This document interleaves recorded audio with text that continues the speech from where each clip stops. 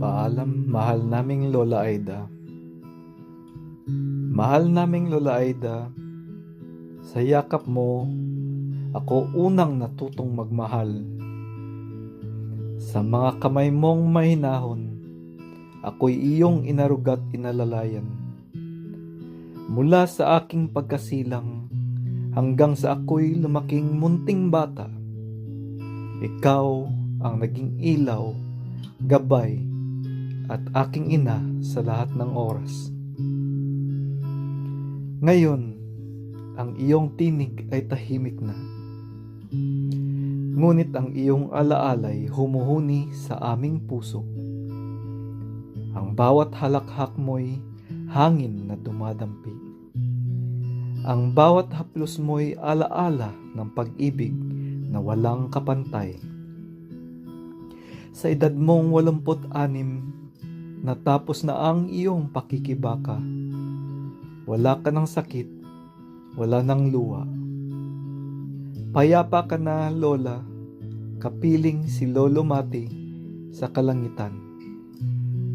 Magkasama kayong nagbabantay, nagmamahal, at nagdarasal para sa amin. Sobra nami-miss ka na namin, Lola. Ang iyong kabutihan ay tatatak sa aming puso magpakailanman. Salamat sa lahat ng pag-aaruga, sa iyong sakripisyo at walang sawang pag-alala. Hindi ka namin malilimutan. Sa bawat dasal, sa bawat alaala, ikaw ay mananatiling buhay sa aming mga puso. Mahal na mahal ka namin, Lola Aida.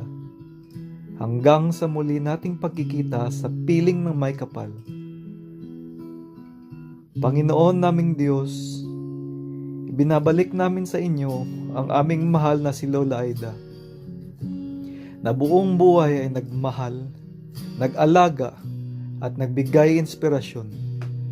Naway tanggapin ninyo siya sa inyong kaharian, sa lugar na walang sakit, walang pagod, at walang luha.